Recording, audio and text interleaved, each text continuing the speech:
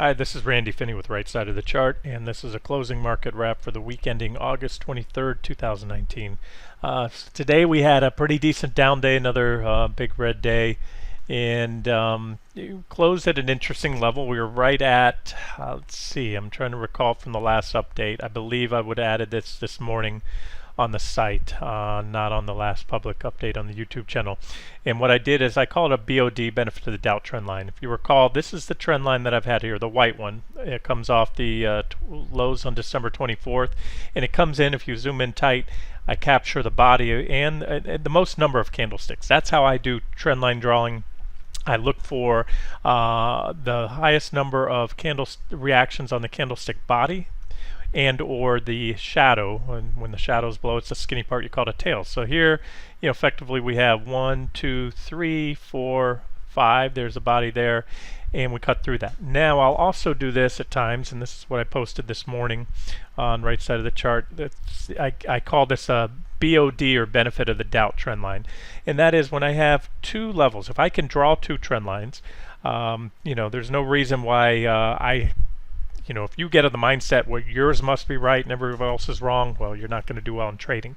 So I try to look and say, okay, worst case, the primary trend is bullish, so you want to give the benefit of the doubt if you have two trend lines. Or for example, maybe not two trend lines, maybe you have a trend line and then just below it you might have a horizontal support level.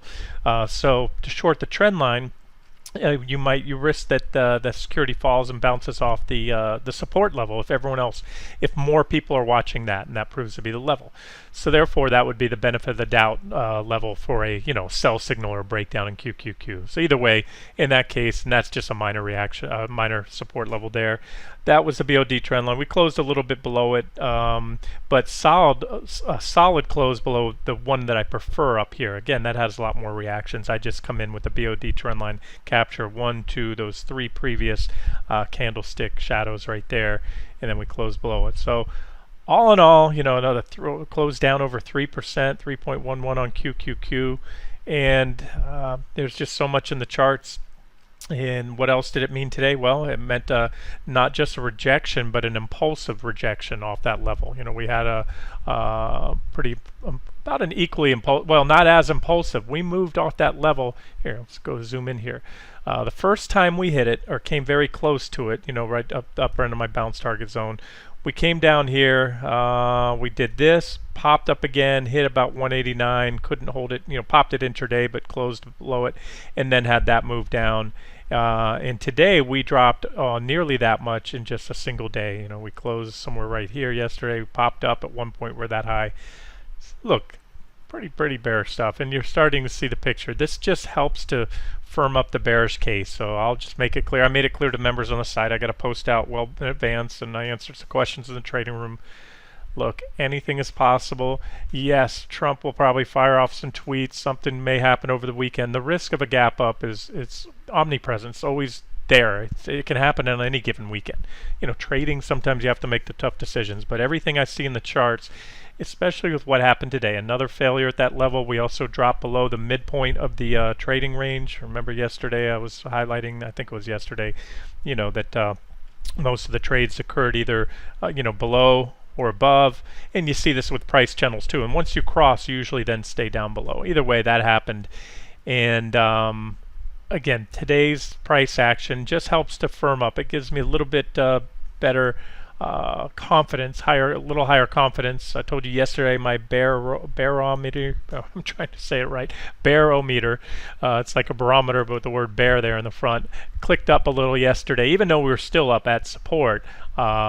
Just the things that I already mentioned there. So anyways, that's what I wanted to say. We still don't have my final check mark, and that's a break of the recent lows. That will be, again, I think, the nail in the coffin to open the door for the next wave down. But as I said, as I've been saying, that I think once we get after the next rejection off that 189-ish level, and again the comparable level on SPY, which is, what was that again, 280, we'll get to that SPY in a second, that once we got that, I think it was 293, that we would start to see the selling accelerate to the downside. So if I'm correct, then you have to just play the odds when you're trading, And sure, does it suck to have an extra day, 2 nights overnight, two extra days of overnight risk when you head into the weekend? Sure, but that can go either way. The gap could be down, and that would be, I would put the higher odds, considerably higher odds of gap down, because we're at that point where I expect we'll just slice on right through those recent lows and the 200-day.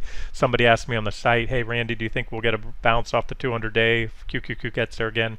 My answer was no, and the reason for that is I expected it here back at the time. We're short going down here. I posted, covering and reversing the long. I said the risk reward is no longer favorable for shorting, because it wasn't just that. We hit the trend line, the white trend line. We hit the 200-day. We hit some other price support. If I'm not mistaken, we may have had some divergences as well. So everything was in place for a bounce, and that's when I laid out the the upper bounce targets, lower to upper, my bounce target range, and we hit it.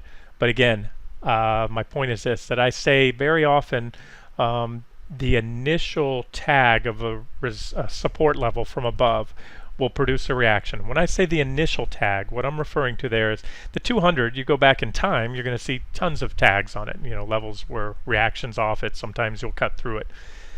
But what I mean by the initial tag is the first tag when you haven't visited that level in a while. Here we sliced through it one day, snapped right back above it, a little downside momentum fueled overshoot. And there was probably a lot in the charts there that weren't indicating the high likelihood of a bounce this time around. So in other words, it's not just the 200-day. I would never go long at a moving average. You can see sometimes you slice through it.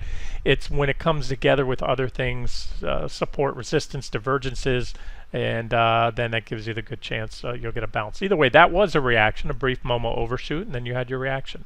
Went all the way up there.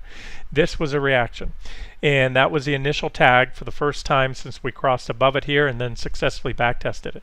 So my point was, based on everything that I've been covering in the charts for the past few weeks here, 60-minute charts, daily, everything, even though, and the fact I was expecting a reaction, a decent tradable reaction off the initial bounce, I don't expect it so much anymore. We could get it, but I would put higher odds that any reaction will be muted or minor, meaning maybe a little bounce, a day or two, consolidate Monday, who knows, or we just slice right through it. In other words, not enough for me to try to bother gaming another bounce off that level. And look, if it starts to happen, I'll tell you, today was some pretty bearish stuff. So if you're wondering, if you went home short or you're long and you want to know what, where things change, I didn't think we'd be this far in this range to begin with. Although we never took out my, uppermost targets. But where I think, I'll tell you where I think now at this point, that candle should not be taken out. Even the body of the candle, certainly the top. I don't think we have much business now going back to the top of the trading range. So I favor this, and if we get back up to the trading range, look, that's still resistance. Doesn't completely wipe out the bearish case, but it would certainly put a big dent in it if we got up much above there. So that's it. So if you are short, depending on where you shorted, I talked about that I believe earlier today on the site. Depends where you short. If you were shorting each of these levels, I said it repeatedly, that's objective to short bounces back to that resistance level. Those were your most objective shorting entries, other than the golden one, which was right here, pointed out at the time when we broke down from the trend line right here, and the breakdown and then the back test the following day. That was the last great shorting op, possibly of the entire bull market, most certainly, at least in the past couple months. And then other than that, your second most objective and ideal shorting ops were there on the multiple pushes, chances you had to reshort about 188, 189 resistance. And so that's that. So I favor more downside. I'll point out something that I noticed here, and I was watching, and that would be a bullish crossover in the PPO. A lot of traders like to, you can use the PPO in many ways. You can look for divergences, which is a big part of my trading, negative divergences just like we had here, negative divergences just like we had here. You can also look for bullish and bearish crossovers between the two lines, and that's what we had just recently. You can visualize it. You put up a histogram, it'll show you when you cross, and kind of give you an idea. And again, it was something I was watching, but there's just a lot of overwhelmingly bearish evidence. If you sit there and second guess, you have to make a decision sometimes. I can sit there, I often say this, you give me any stock or any index at any point in time, I can make a bullish or bearish case. But if the evidence is, you know, pretty much overwhelming to one side or another, that's the way I go. And if it's conflicting, if I can make a very good bullish and a very good bearish case, and I'm not sure, then I tell you my convictions aren't high. But lately it has been, and this is an example here. So when the lines cross green, you have a bullish PPO crossover, right? The PPO line, the orange line, crosses above the signal line. And you can see that was right here, right off those lows. So, and what I look for too when I'm using that as a potential buy or sell signal, way to confirm, stay away from periods of low volatility, low grind, when the histogram looks like this, because you're going to get whipsaw signals. I like what I call these clean hills or mountains. I like to see, man, if I could grab the right drawing tool here, I like to see these periods where it's well above, you have clean separation. See, we're bearish there, bullish, and you look for those crosses. And a lot of times they do signal. Here's a big red hill right there, and right about here you had a bullish crossover, and it was, you know, it got you long through this whole thing. Again, it's not a standalone at all. You know, you might want to trade years back when I played around with what do they call those automated back testing models. I ran things like this, and I found out it's just there's a lot of randomness, and it just didn't work for me. I'm just more of a, you know, old-fashioned support and resistance kind of trader, although a lot of the stuff does go into my analysis. But anyways, back to my point. There it was. It proved to be so far a false signal, and that is also, and the reason I'm spending so much time on this, that's pretty bearish when you see that. When it looks like you're going to get that clean bullish crossover, you get it, and all of a sudden, boom, it's a whipsaw signal. So if we get more downside next week, that will only firm that up. I think there's a good chance today. We had a lot of shorts, you know, squeezed out and covered, because at one point we were actually the market was green at one point. It was green pretty nice. So that's it. Let's not spend any more time on that, and let's just say the bigger picture does remain. We're still between the top and the bottom. This is the August 5th lows right here, and we had another test there. That's QQQ. And that needs to go, but I have an even higher degree of confidence now it will go, again, based on my analysis from before, where I said once we start moving down, I think the selling will accelerate. So that's my views for next week. If it changes, you know, we go up. Like I said, if we start taking out the top of the body of this candle, especially the top, and make another run back to the range, something else might be going on.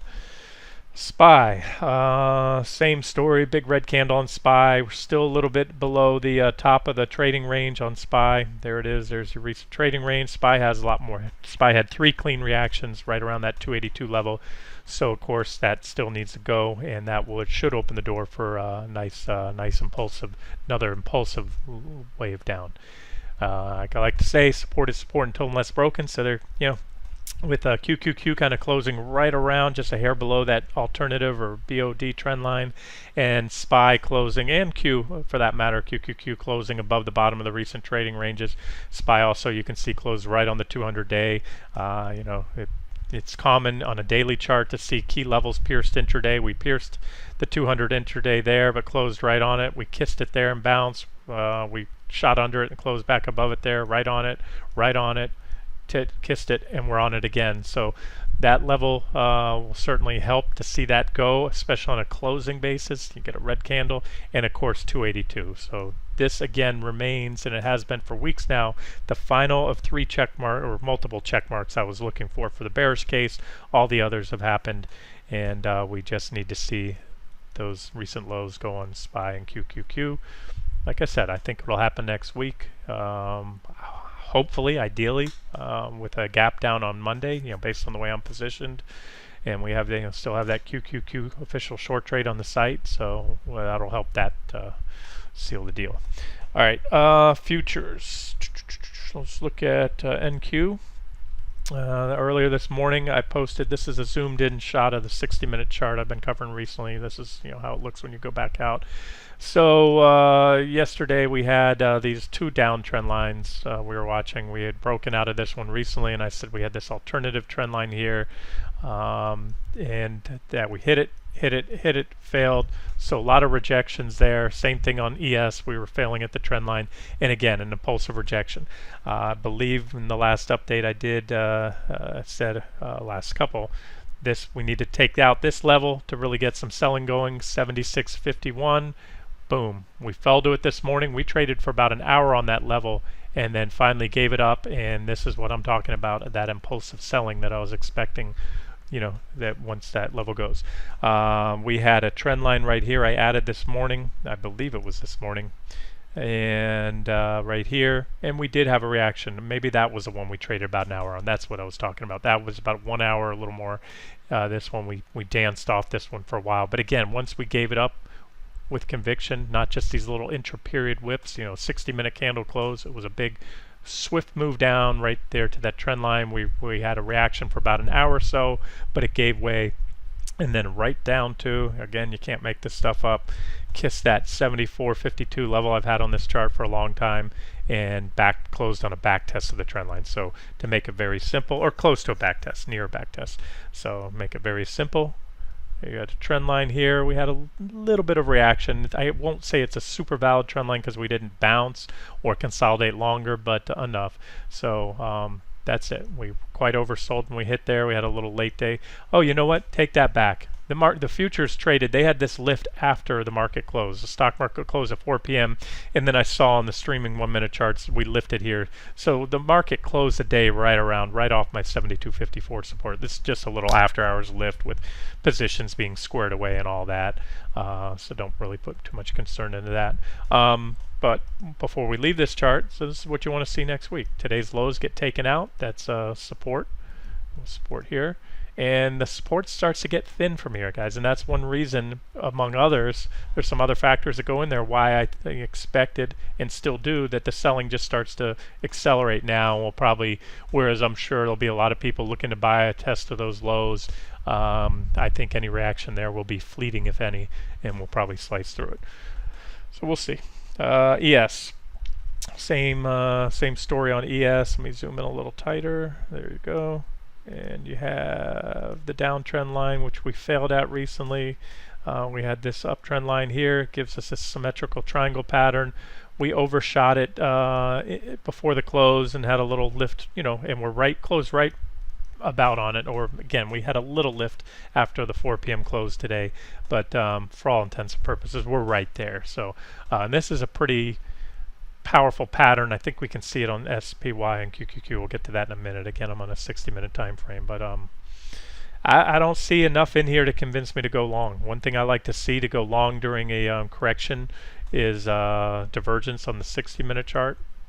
This would be divergence, but only if we had made another low. Right now, prices are way up here. We don't have any divergence, not even close. We have to make a new low in prices. So, and if we do, we're not going to have it. I can tell you that right now. I can look ahead and say that if we drop Monday like this to make a new low, undercut this low, or even this previous low, these indicators are going to have taken out their previous lows. Maybe over here. Let's see if I draw that out.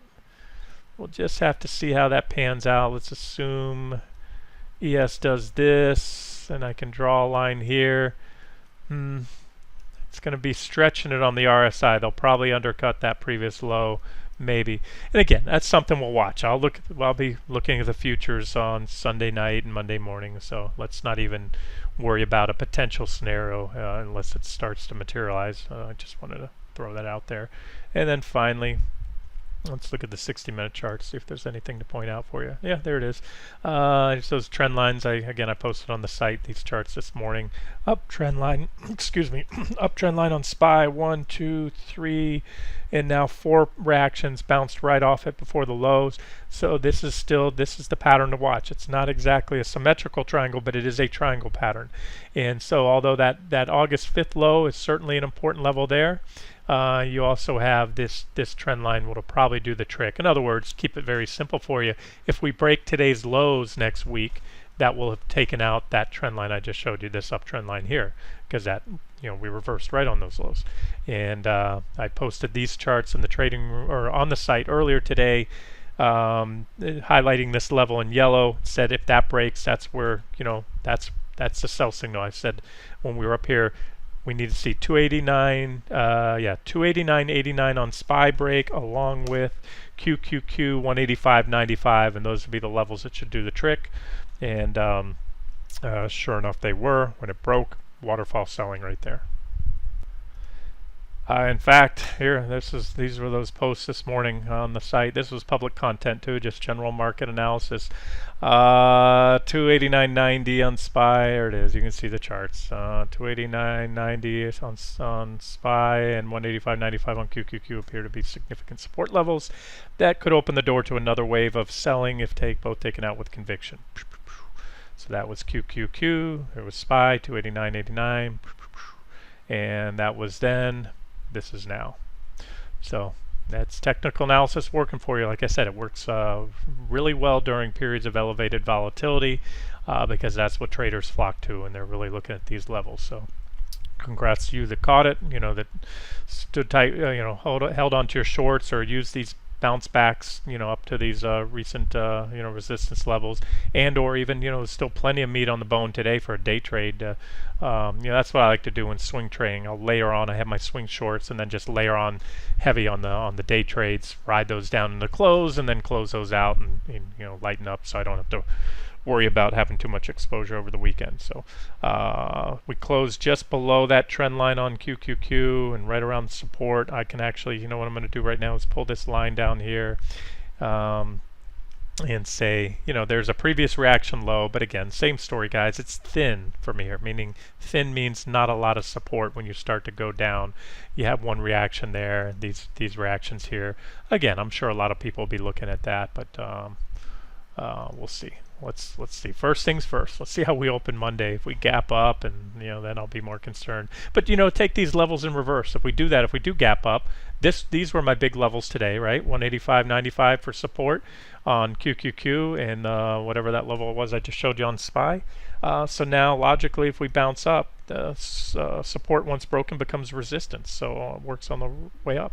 So that might give you a place to add. Then if we get up there, maybe add a short, some shorts with a stop somewhat above. It all depends on how much you're swinging for. If you're only looking for a small move, you need tight stops. If you're looking for the next big leg down, which I think is still, I'm still very much open to and leaning towards, double-digit move plus, then you give it a little more. You can set your stops somewhere above this trend line, or maybe above those recent levels that you can see here. This chart's a little messy. Let's just leave it at that. All right, so there it is. Bearish case has been firmed up. We still have yet to take out the recent lows, although I think it'll happen. And then if it does next week, we'll pick it up from there. The final thing I'll say is, if I am correct on that, what you would expect again is what I call impulsive selling. Maybe even waterfall type selling like this. This is impulsive selling. This. So things could happen fast, especially coming out of a consolidation period. You built up energy, that coiled spring. Hopefully we get this. If we get more of this, you just you learn patience as a trader. We'll sit back, and then again we'll watch all those micro levels. I'll focus back on the 60-minute charts more if we stay in that range. Otherwise, I'm looking to, and I started to focus back out again on the daily and even weekly, and maybe depending on what happens this week, the monthly charts. I mean, if we, or when I say this week, I mean over the next week or two. There's a potential to get a nice flush out move here, and something like this over the next couple weeks would have some potentially significant developments occur on those long-term weekly and monthly charts. So I'll turn my focus to that next week if we get down, if we follow through to the downside. Let's wrap it up here. All right, guys, have a great weekend. It's been Randy Finney with Right Side of the Chart. And as always, if you like the video, the thumbs up are much appreciated on the YouTube channel.